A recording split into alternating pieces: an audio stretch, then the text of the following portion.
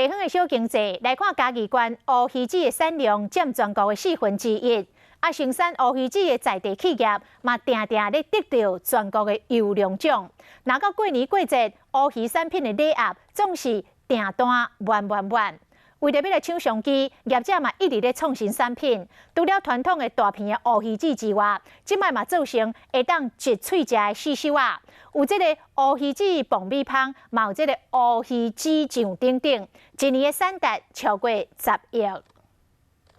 乌鱼子的食法是愈来愈多，做四手仔小包装，切做一片一片，嘛有这个较香的模样，当做点心，看起来真高贵。这款乌鱼子爆米香咸香滋味，无人介意。还会使搅饭拌面的这个乌鱼子酱，看到真好食款。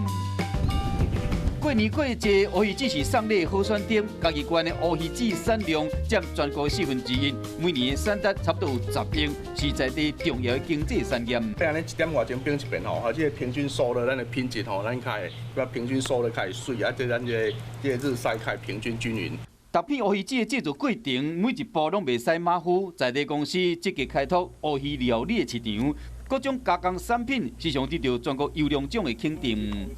咱现在乌鱼子已经改变讲吼，用变零食，高档的零食。整个大概1年可以年产520公吨，那整个的产值大概有10亿元左右。